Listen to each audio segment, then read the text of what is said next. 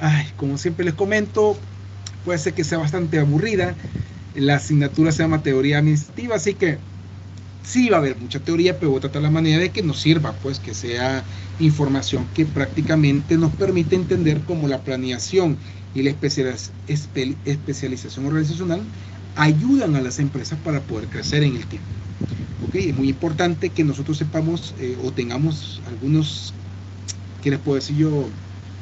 Algunos tips, digamos, de cómo yo puedo seguir adelante, desarrollarme en la empresa, crecer dentro de ella, donde yo me encuentro, o cómo yo me presento ante una empresa que está buscando nuevo personal o que está contratando, ¿verdad? ¿Cómo me puedo interactuar con ella? Entonces, interesante este factor. Ya como introducción, la siguiente unidad busca presentar y desarrollar una serie de temas cruciales para el funcionamiento eficiente y efectivo de la organización. Entre los aspectos clave que se encuentra la motivación, el desempeño y el comportamiento y estrategia, de los cuales se fundamenta para lograr el éxito a largo plazo de cualquier empresa. El desempeño es otro aspecto crucial, ya que determina la capacidad de la organización para alcanzar los objetivos. Comprender cómo medir, evaluar y mejorar el desempeño individual y de equipo es esencial para maximizar la eficiencia operativa y alcanzar los resultados deseados. Como ustedes han de saber, todas las empresas lo contratan a ustedes para crecer.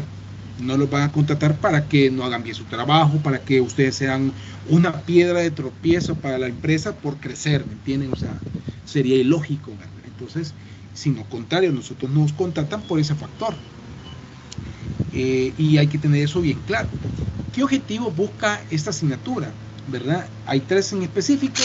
El estudiante deberá identificar y analizar las teorías de motivación, por ejemplo, en el contexto organizacional, con el fin de comprender los factores que influyen en el comportamiento y la productividad de los empleados y aplicar estrategias efectivas para fomentar la motivación en el entorno laboral. Aquí me voy a detener un poquito.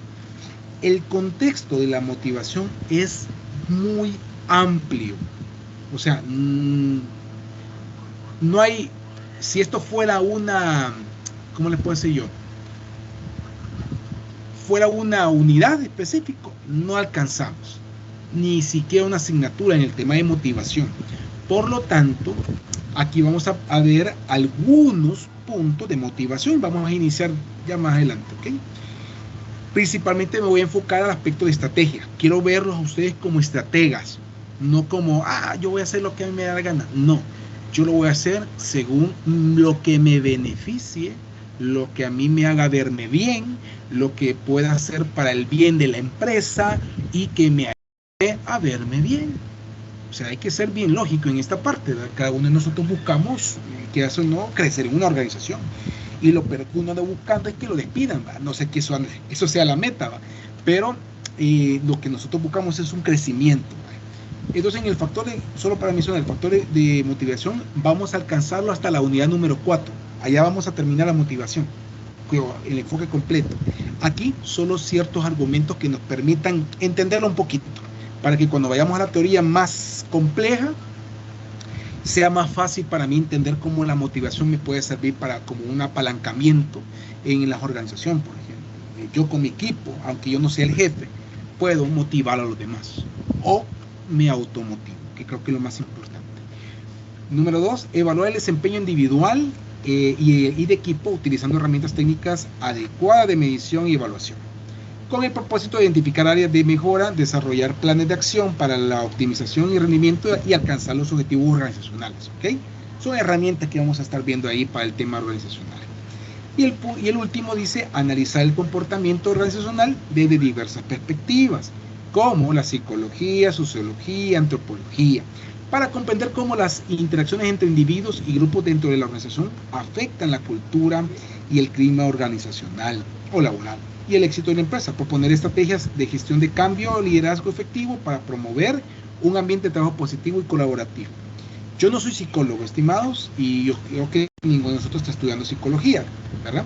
Pero en el enfoque administrativo prácticamente nos toca conocer de todo un poco. De forma personal les puedo decir que por lo menos he tenido algunas capacitaciones, quizás no el 100% el tema de psicología, obviamente, pero que me han permitido desarrollar, digamos, ciertas técnicas o definir ciertos aspectos que me permitan desarrollar una organización, y tanto a mí también como persona, y mi grupo, ¿verdad? Mi equipo, sea quien sea, ¿verdad? Como vuelvo y repito, independientemente seamos jefes o no.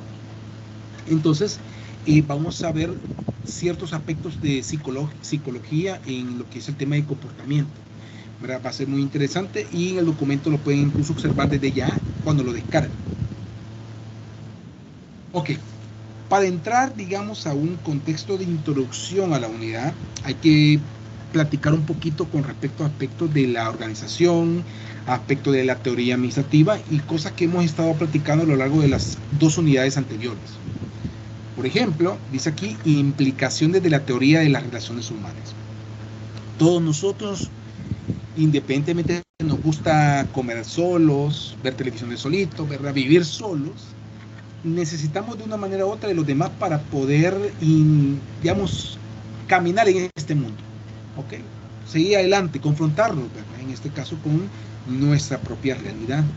Es ahí donde existen diferentes teorías que permiten, en cierta manera, o enfoque, también puedo decirlo, que las personas tengan como ese pensamiento de pensar no solamente en mí, que no tiene nada de malo, yo apoyo eso incluso, sino también en los demás, ¿verdad? Sino también en el contexto de generar, digamos, un contexto de grupo, ¿verdad? De relaciones, como tanto las relaciones humanas. Entonces, vámonos a un contexto como ejemplo. Imagínense esto: ustedes están trabajando en una empresa, ustedes pueden hacer el trabajo solito sin ningún problema, pero de la noche a la mañana se incrementó la demanda de sus requerimientos. Entonces usted ahora ya no, las 10 cosas que hacía y que hasta le sobraba tiempo, ahora ya no son 10, son 50. De la noche a la mañana. Me imagino que más de ustedes se van a sentir, digamos, representados en esa parte, como lo que nos ha pasado después de la pandemia. Que cosas que yo no hacía ahora me toca hacerlas a mí. ¿Por qué? Porque quizás la persona que estaba aquí renunció, o hubo recorte personal, etcétera, etcétera. Entonces me tocó de una manera u otra buscar apoyo. ¿Por qué? Porque no salía con mi trabajo, o me tocaba desvelarme a las 2 de la mañana terminando, y al día siguiente amanecer a las 7:30 ya otra vez a trabajar. Entonces son cosas que llegan a suceder en las empresas. Es ahí donde, por ejemplo, la motivación dice que es un impulso que permite es formarse, dicen, alcanzar los objetivos organizacionales siempre y cuando se satisfaga alguna necesidad individual.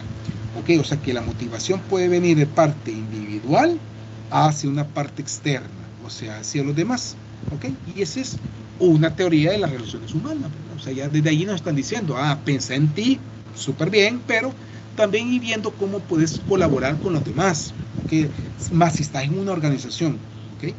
Liderazgo es la influencia en el comportamiento de las personas, necesario, dice, en la administración, porque el administrador necesita conocer la motivación y saber conducir a las personas. Si se fijan, el liderazgo también amarra un poquito la motivación, por eso está en primer lugar. Comunicación proporciona la información y la explicación necesaria para que las personas puedan desempeñar las tareas o actividades, ¿verdad? Promoviendo la motivación y cooperación. Volvemos a tocar la motivación y hoy hablamos del tema de cooperación. La organización informal. Informal o natural, dice, es el conjunto de interacciones o relaciones establecidas entre personas. Se reconoce, dice, en las actitudes, opiniones, en el sentimiento y la necesidad de asociarse, ¿verdad? Más de algunos de ustedes, puedo imaginar, de que en algún momento se les ocurrió decir, hey, hoy voy a hacer mi negocio, me voy a poner a vender estas piezas de computadora, o este producto que yo estoy fabricando, o esto que mandé a traer a China. La voy a vender por Marketplace, o le voy a decir a mi hermano, a mi tío, a mi papá, a mi mamá, que ya que tienen ellos Facebook, que me ayuden a poderlo promocionar en las redes sociales. ¿Verdad? Ahí le voy a decir a ellos que le voy a dar algo para que tampoco, no soy tan malo. Entonces me volví informal en el sentido de que yo estoy vendiendo sin una plataforma, digamos, gubernamental o legal en ese sentido, porque esté pagando impuestos, a eso me voy a referir. Pero independientemente, al final termino buscando apoyo por los demás, ¿verdad? Y ese es como un factor que muchas veces nosotros buscamos asociarnos con aquellas personas que tengan, en cierta manera, la misma lógica que nosotros manejamos. ¿Ok? Dentro de todo ese factor aparece la dinámica de grupo. El grupo no es solo un conjunto de personas, sino también la interacción dinámica de las personas que psicológicamente, como miembros de un grupo, son personas que en cierta manera tienen un, ¿cómo le puedo decir? Un sentir similar que el mío, ¿verdad? O un deseo por sobresalir también, ¿okay? Pero trato la manera de aliarme con aquellas personas que tengan algo similar, ¿ya? Porque no quiero hacer algo que quede en contra de lo que a aquel le gusta y a mí no me gusta, etcétera, etcétera.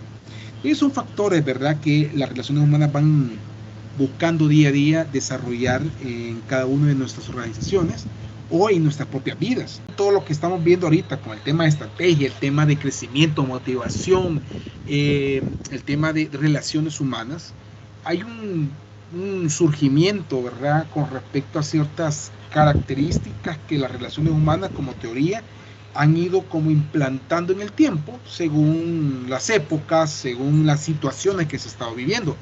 Como vieron en el video anterior, de cierta manera el tener claro de que hacer una guerra no es como un objetivo, o sea, sino contrario, evitar que surja esa guerra, esa es parte de la clave del desarrollo y crecimiento para cualquier organización o empresa o país, como puede ser el caso.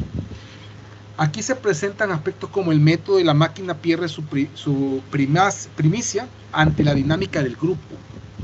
En un cierto periodo de evolución, la maquinaria fue como en cierta manera un top, ¿verdad? Fue lo más importante. De un momento a otro nos tocó especializar a la gente. ¿Por qué? Porque yo tenía la maquinaria, pero no tenía quien la pudiera controlar. Entonces yo me enfoqué como estrategia principalmente en pensar comprar solamente maquinaria, pero no pensé en quién me le va a dar mantenimiento, quién la va a utilizar, cómo se va a utilizar de la mejor manera, etcétera, etcétera. Sobre respecto de la máquina. El hombre económico es reemplazado por el hombre social. El hombre económico en tema de cultura, en tema de evolución de la administración, era aquel en donde en un periodo de tiempo, mejor digo, en donde el dueño de la empresa pensaba en que la gente trabajaba por dinero y yo le pagaba y no importaba. Hasta ahí terminábamos nosotros. Entonces, era un factor predominante en cierto periodo de tiempo, ¿verdad?, en donde la gente buscaba en ese crecimiento económico y el patrono consideraba que simplemente eso es lo que se tenía que hacer. ¿Ok? Bueno, por tema de tiempo, voy a dejar hasta acá nuestra primera reunión o primera parte de la clase. En cierto periodo de tiempo de la evolución del ser humano, digamos ahí hablando de la era industrial, en la era del apogeo de la parte de la economía, el progreso económico de las naciones, por ejemplo, el pensamiento del dueño de empresa era: yo con dinero solvento la dificultad de cualquiera de los operarios que vengan aquí a mi fábrica. Ese es mi pensamiento. ¿En qué más me tengo que preocupar? En nada más que solo pagarle lo que yo digo que le voy a pagar. Simplemente, entonces, el concepto y el pensamiento que se tenía por parte de los dueños de empresa en ese momento era que económicamente hablando, yo podía solucionar los problemas de la gente. O sea, no había más allá de eso. Con dinero se solucionan las cosas. Me dirán ustedes, no ha cambiado mucho en nuestra época. Podemos decir que sí, pero a la misma vez podemos decir que no. Por ejemplo, a nivel de las leyes o a nivel de la ética, responsabilidad empresarial, por ejemplo, RCE. Entonces, hoy en día el pensamiento realmente es buscar que la persona que yo contraté tenga todas las herramientas posibles y por haber para que realice bien su trabajo, con una remuneración ya establecida por contrato. Ya no es deseo del patrono, ya es por medio de una obligación, digamos así.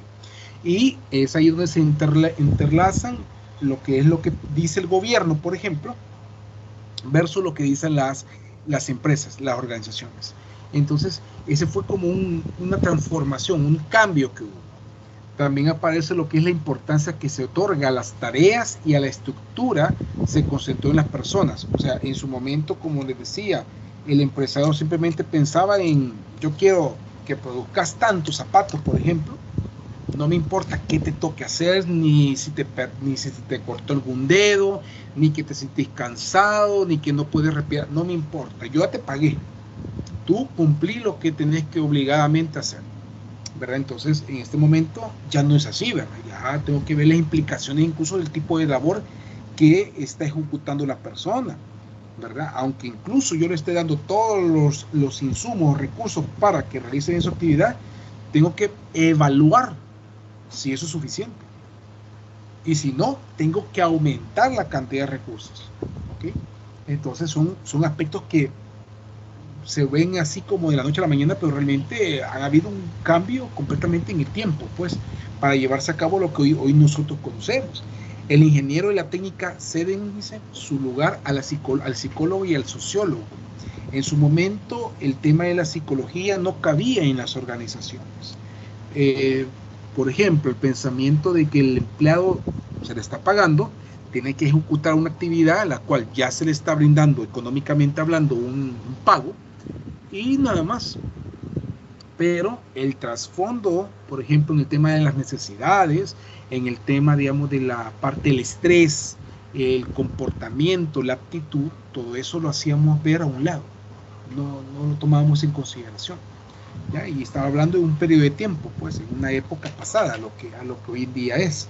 Hoy en día incluso es obligatorio casi, por decirlo así, el tener un psicólogo en las organizaciones. Bueno, acá en la universidad, por ejemplo, usted no me deja mentir, existe por parte de Bienestar Estudiantil una plataforma, digamos así, o un lugar donde yo puedo evaluar ese tipo de situaciones, pues que me agobian, puede ser a nivel laboral o acá en la universidad.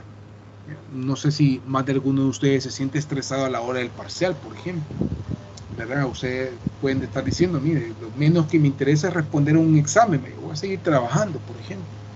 Entonces, sopesamos, en cierta manera, nuestro modo vivendis versus lo que nosotros andamos buscando como conocimientos. Entonces, nos toca decidir. Eso es parte de un estrés, ¿sabían ustedes? El comportamiento, la aptitud con la que yo llego a una clase a aprender o una clase a molestarme porque me están exigiendo que tengo que tener cierto nivel, imagínense. Entonces, son cosas en el día a día del ser humano que de una manera u otra les afecta, pues. Más de alguno de nosotros aquí está pensando en lo que yo estoy hablando, en qué cara es la leche ahora, o que hoy no me va a tocar comer, ¿verdad? Y entonces ustedes van a decir, bueno, de modo, ¿verdad? Ya pagué la U, ¿verdad? Oiga, creo que no sé si hoy es el último día, imagínense. ¿Y qué hacemos? Pues, pero estamos hablando de las necesidades, estamos hablando de la parte de lo que era un antes y un después, y para cualquier organización, no solamente para las empresas privadas o de gobierno, sino también las instituciones como nosotros, todas las organizaciones en sí. Entonces, todos estos afectos son los que van desarrollando la parte del comportamiento humano. Dice aquí que el comportamiento humano es el estudio de un comportamiento organizacional que envuelve a una serie de conocimientos donde se va relacionando de la forma en que las personas se comportan de forma individual o grupal. Aquí muchas veces nosotros podemos interactuar según si está mi compañero, mi amiga, mi mejor amigo o mi chero. Si está él, me comporto de una manera, pero si no están ellos, me comporto de otra. ¿Ya? Entonces, muchos de nosotros actuamos de esa manera. ¿Es bueno o es malo?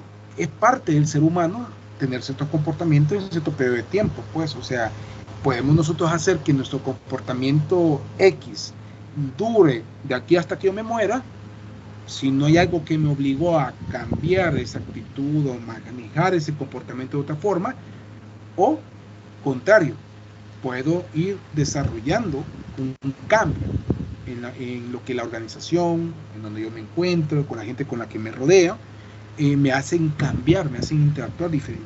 Por ejemplo, hay muchas organizaciones que manejan un tema de cultura. Y el tema de cultura puede llegar desde un punto donde las personas se van guiando según lo que los demás, cómo interactúan entre sí, digamos. Por ejemplo, puede venir alguien de un lugar y va a un nuevo lugar a trabajar en donde en este lugar donde estaba antes, jamás, de los jamás, se dijo buenas noches ni buenos días. Jamás, ni mucho menos buenas tardes. Pero resulta ser que en el nuevo lugar donde yo me voy a encontrar trabajando, veo que la gente, mis compañeros, incluso a mí, me dicen buenas tardes, buenas noches, buenos días.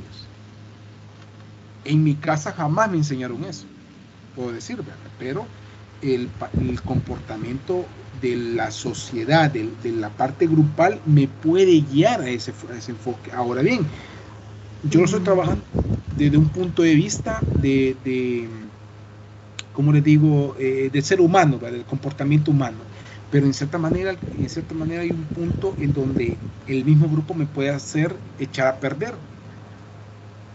Por ejemplo, hay ciertas sociedades o ciertos grupos que si no se dicen una mala palabra cada 2 palabras, se vuelve bien monótono, se vuelve como bien aburrida la conversación, ¿verdad? Entonces, ese sería el otro trasfondo de lo que la parte grupal me puede transmitir, ¿verdad? Entonces son aspectos que se tienen que considerar, y dentro de todo este factor está la parte de la razón, la estrategia y el éxito. La razón es la gente se comporta de determinada manera en la organización, ¿okay? Es como cuando te dicen tú actúas diferente en la empresa que aquí en la casa, ¿verdad?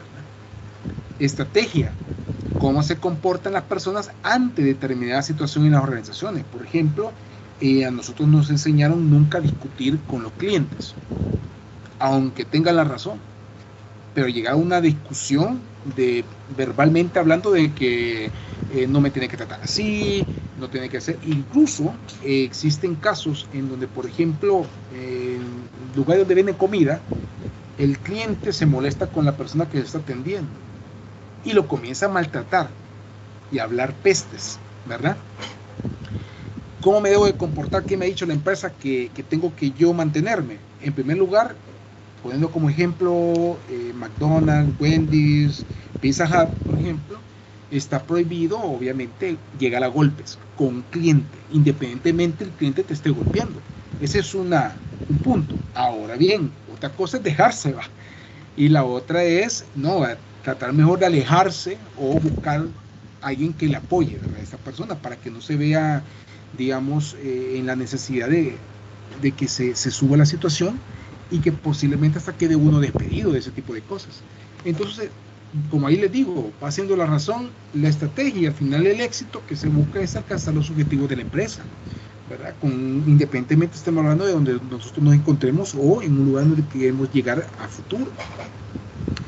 Hay una influencia de la motivación humana dentro de este factor.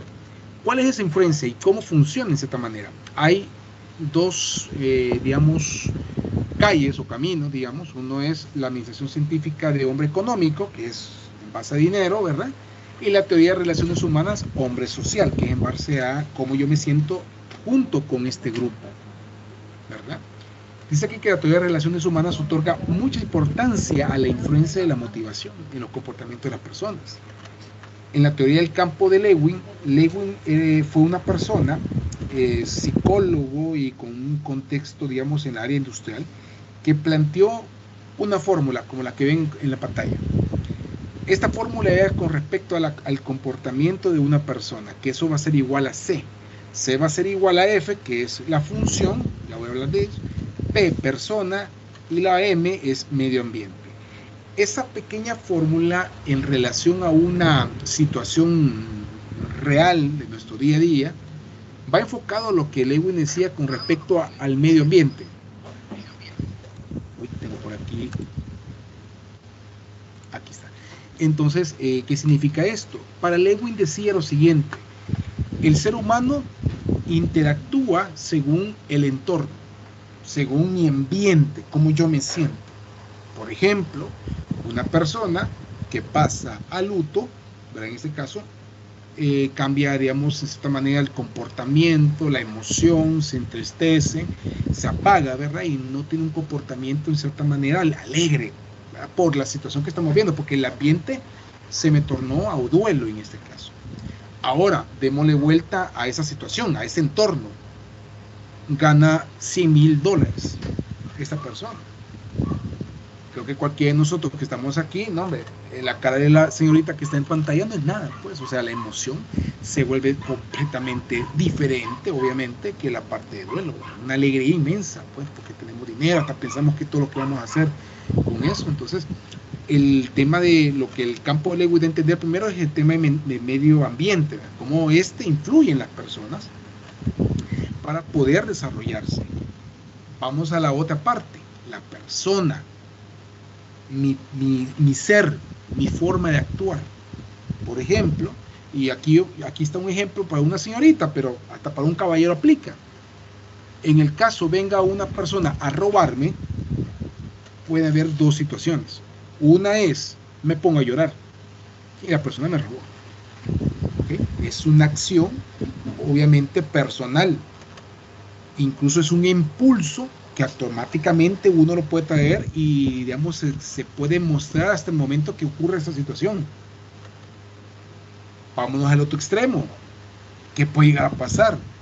El enojo porque me está robando, que ocurra, que me levante y yo comienzo a golpear al ladrón, por ejemplo. Puede suceder, son cosas que han llegado a suceder en la vida real. Entonces, en cierta manera de entender también Lewis de que existe tanto la parte medioambiental como la parte personal que afecta el comportamiento de las personas. ¿Y esto para qué lo estamos viendo? ¿Cuál es la necesidad de estar viendo este punto con respecto a la parte de la organización? Todo este enfoque, toda esta filosofía, todo este pensamiento, esta parte de la ciencia, digamos, de ser humano, psicología de la misma, nos involucra a saber cómo podemos manejar ciertas situaciones en las organizaciones. ¿Bajo qué aspecto? Les voy a poner un ejemplo posiblemente que pueda haber ocurrido en una empresa. Un supervisor que maltrata a las personas. A supervisor obviamente hay un jefe que posiblemente lo esté maltratando, imagínense. Posiblemente, no sabemos. Pero esta persona, a verse, digamos ya en la situación de controlar, en la situación de donde tiene que evaluar qué es lo que va a hacer con la persona que está enfrente, decide específicamente no, ¿cómo se llama esto? Presionar por medio de la verbalización, por ejemplo. O sea, decirle palabras como, mira, si no haces esto, te voy a despedir. Va a agarrar tus cositas y te me vas. Así. Sin siquiera pensar posiblemente, imagínense que la persona que está haciendo o que queremos que haga esa actividad no tiene fuerza para levantar quizás el equipo que está pidiendo que haga o la actividad, o ya tiene más de 12 horas despierta y no ha ido a dormir porque hizo turno de remate, ¿verdad? Y para horas extras. Entonces, pero el capataz, el supervisor, a él no le interesa, simplemente lo que quiere es que se haga una acción. Entonces, Lewis consideró todos estos factores para poder establecer una dinámica organizacional que permita tener como un contexto más, como más amplio en el tema de comportamiento, ¿verdad? Así como hay extremos, ¿verdad? Hay otros que se vuelven mucho menores, ¿verdad? Y posiblemente puede hacer que la carga de la presión solamente sea sometida por el supervisor, o sea, el gerente le dice al supervisor, mira, te pone la pila o si no te voy a echar. Pero el supervisor, en su conocimiento, en la parte de lo que es él como persona, logra aceptar esta situación y sobrellevarla. ¿Es bueno o es malo, ingeniero? No, en este caso estamos considerando principalmente cómo nosotros somos alterados, porque hay algún momento en nuestra vida, en el tema laboral principalmente hablando, en donde nosotros no podemos aguantar. O sea, hay un límite. El límite, ¿quién lo define? Me van a preguntar ustedes. Lo define la persona. Pero muchas veces incluso ni la persona sabe cuál es su límite.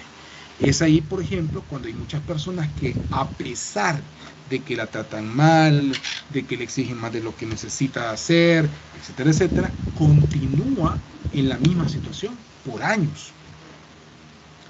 Entonces es ahí donde viene el campo de la psicología que permite desarrollar, digamos, o hablar con ese tipo de personas para que tengan una, ¿cómo les puedo decir? Una actitud, digamos, más ad hoc a la situación. Y a la misma vez se pide y se exige a las organizaciones que no incurran en ese tipo de situaciones. O sea, no debe ser como una regla el yo tener que tratar mal a alguien para que haga bien las cosas, vaya. ¿Ya? Entonces, ahí donde viene el surgimiento de un tema de teorías con respecto a la parte de cómo yo debo de actuar según qué. Y dentro de todo este factor aparece la motivación. Entonces, muchas veces nosotros pensamos de que a nosotros nos pueden motivar simplemente con aumentarnos el sueldo. Ya con eso, tranquilo, no pasa nada, podemos seguir adelante y puedo desarrollarme, puedo crecer en la empresa, pero ya me aumentaron, ¿verdad? Ahora, ¿qué ocurre? Imagínense esto, que a ustedes le aumenten, pero todo el entorno, toda la situación de ustedes sigue siendo la misma. O sea, hay un maltrato, hay un hostigamiento, el jefe le pasa tratando mal, por decirlo así, el sistema es bien contradictorio, a veces te dicen que está bien, a veces cuando tú estás haciendo bien las cosas te dicen que está mal, o sea, cosas que pueden llegar a suceder en una organización. Y más de alguno de ustedes aquí puede estar diciendo, a mí me está pasando lo mismo en este momento, en la empresa donde yo estoy trabajando. Entonces, tomando en consideración y aplicando todos los conocimientos que nosotros vamos adquiriendo en el tema de administración, en el tema de teorías administrativas, podemos definir que la parte de la motivación primeramente se establece a partir de buscar un equilibrio. ¿Equilibrio de qué? De mis sentimientos, de mi forma de actuar. ¿Okay? Por ejemplo, cuando a alguno de ustedes le han prometido un aumento y ya pasó más de 6 meses y no ha pasado ningún aumento. O imagínense que ya pasó el año. O imagínense de que ustedes todavía hasta le preguntan a su supervisor, mire, ¿se acuerda, jefe, que usted me dijo que me iba a aumentar? Y eso fue allá en febrero y mira, ahorita estamos en abril, ¿verdad? Y ya no me dijo nada.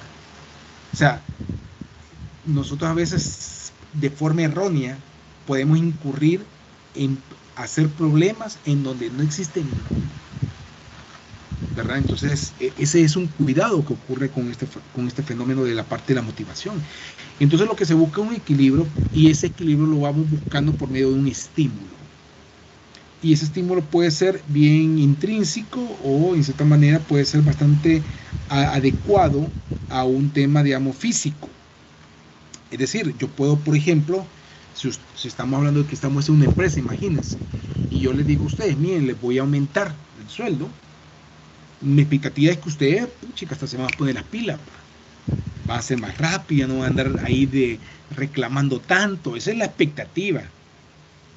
Que eso sea así, va a depender, porque si mi entorno sigue siendo el mismo, ¿qué tal si ustedes me dicen, mire, fíjese que me alegro que me ha aumentado, no, hombre, muchas gracias, pero fíjese que la máquina que usted me pone no le da mantenimiento, entonces ahí yo termino no llegando a la meta, no gano mi bono, ¿verdad? Entonces, pero porque la máquina no funciona.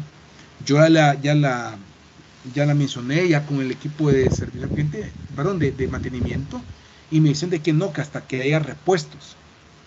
Entonces, la frustración, aunque yo tenga un aumento, lo pierdo mi sentido motivacional. ¿Me entienden? O sea, tiene que haber una relación en un contexto bien general. Hay otras personas, por ejemplo, que se motivan por ser capacitados, porque los envíen a ustedes a un lugar a realizar ciertas actividades, ¿verdad? Entonces ahí es donde se viene la parte del estímulo. ¿Cómo yo logro identificar el estímulo? Obviamente hablando con la persona, poniendo la atención a lo que esta persona me está diciendo, haciendo la acción de las cosas que necesita, no dejándolo así, ¿verdad? Como que ya me dijo, ya se va a olvidar. Y de ahí aparece lo que son las necesidades también. La necesidad es otro aspecto que yo como encargado o como parte de un líder de grupo puedo establecer y definir, ¿verdad? En base al conocimiento de mi equipo.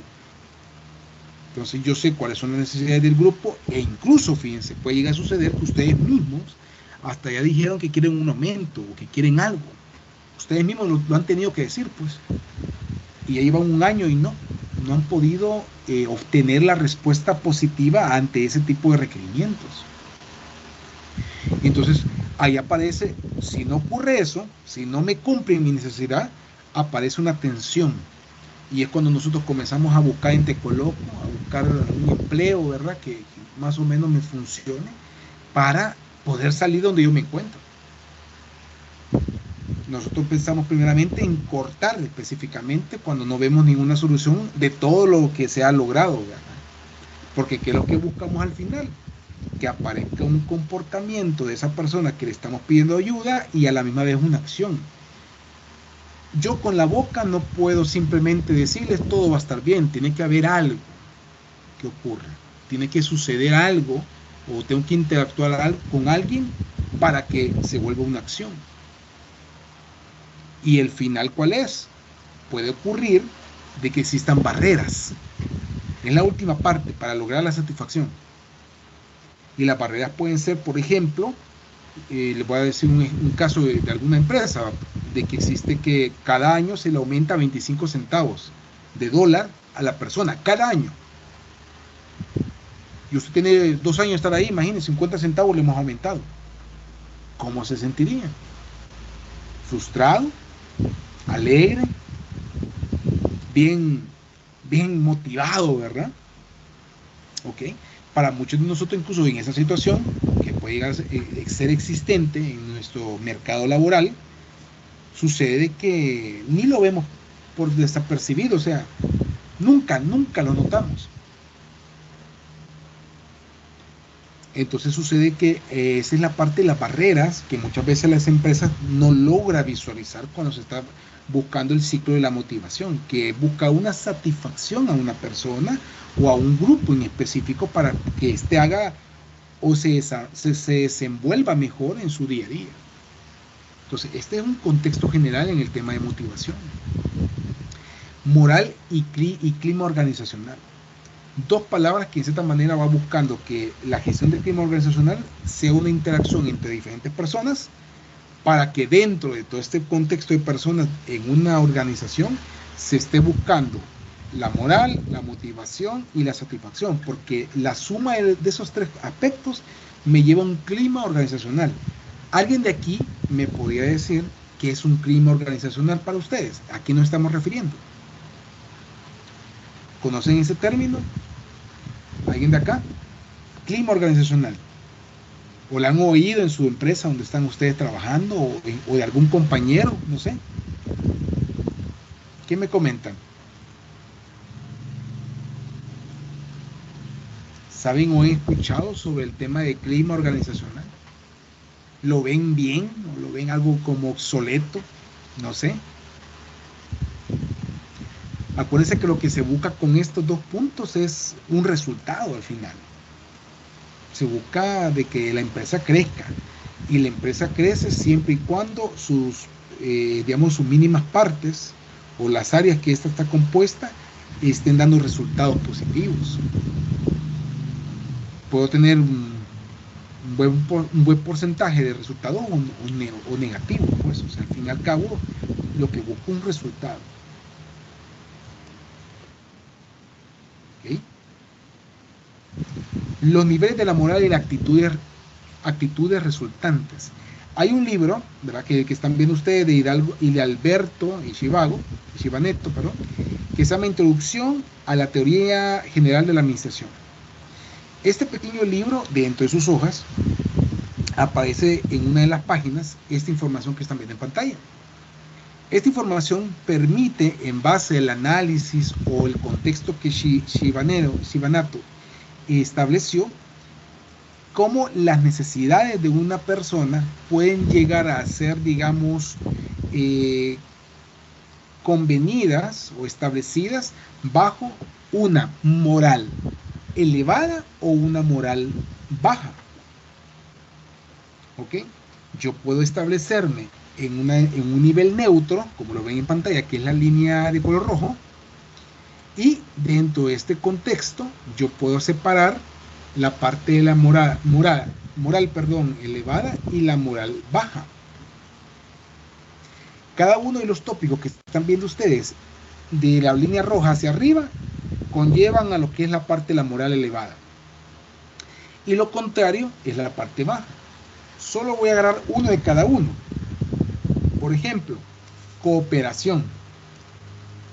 Según este señor, la cooperación me permite a mí hacer que las personas, aparte de involucrarse en el proceso en conjunto con los demás y trabajar en equipo, motivar a una actitud positiva que dé buenos resultados. Por ejemplo, no es lo mismo que les diga a ustedes, miren, realicen esta actividad y vean lo que pueden hacer, a que yo les diga, miren, realicen esta actividad y pregúntele por cualquier duda a esta persona. Ella le va a ayudar o él le va a ayudar. Y a partir de ahí yo tengo que establecer mi moral. Y donde yo, cuando las empresas andan buscando, por ejemplo, el tema de excelencia operativa o excelencia empresarial, en donde son calificados como empresas excelentes o las que todo el mundo quiere trabajar, etcétera, etcétera, muchas veces buscan tener conocimiento de parte de la gente que labora dentro de la organización. ¿Para qué? Para poder yo establecer el tipo de moral que yo voy a tener dentro o de forma interna, o la práctica de forma interna, ¿verdad? Que esta puede llegar a tener.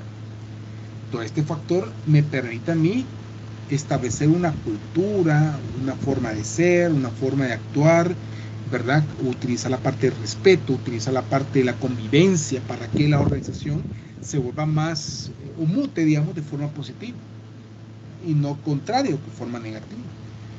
Yo hace 4 años atrás, antes de la pandemia, bueno, un año antes de la pandemia más o menos, estuvimos visitando una organización, una empresa, una maquila, en Opico, en donde había un tema de ¿cómo les puedo decir yo?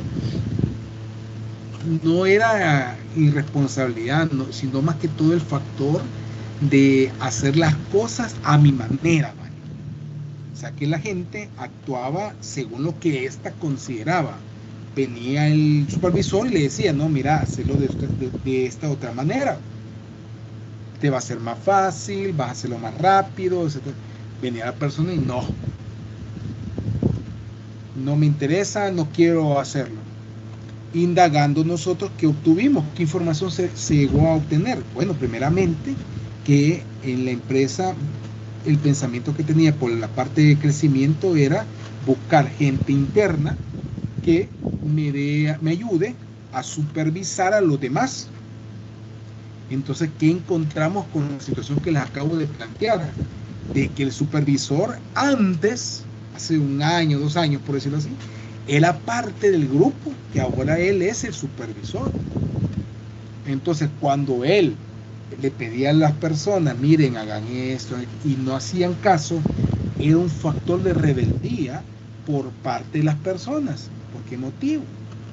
Y ahí podemos hablar de egoísmo, podemos hablar también de no ver el lado positivo a las cosas que le pasan a los demás, ¿verdad? Entonces había un malestar por las personas, porque este compañero o esta persona que era supervisor ahora había ascendido del grupo donde estamos ahorita, todos trabajando como obreros, a uno como supervisor.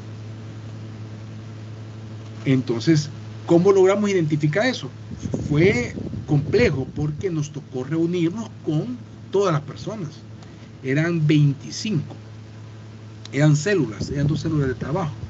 Y el supervisor manejaba las 2 células. Entonces, lo primero que entramos nosotros fue visualizar, o tratar la manera de visualizar cómo trabajaban normalmente, sin decir que íbamos a hacer una inspección en el tema de conductas, por ejemplo, sino que solo visualizando. Mire, ¿usted qué es lo que hace? Tal cosa.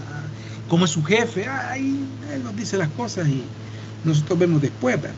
Entonces uno iba sacando cierta información en el tiempo para poder definir esos puntos. Entonces, incluso hicimos un experimento en donde le pedimos al supervisor que les pidiera hacer algo completamente diferente de lo que normalmente hacía. Y digamos que de las 25 personas, solamente como 5 hacían caso, imagínense. Y los demás 20, nadie. La situación se volvió tan compleja de que nos tocó despedir a 5 personas. ¿Por qué motivo? Porque eran las que provocaban, y ahí es como la manzana podrida, le llaman, ¿verdad? Provocaban a los demás el que hicieran lo contrario que pedía el supervisor. A pesar de que lo que pedía el supervisor era lo correcto, imagínense. O sea que ya estaban afectando a la empresa. solamente por el tema de la moral, por el tema del comportamiento, de la actitud, ¿verdad? La falta de motivación o el hecho de sentirme inferior al otro, no me gusta porque yo quiero ser siempre el más grande. Entonces son conceptos que van sucediendo en el aspecto de las organizaciones.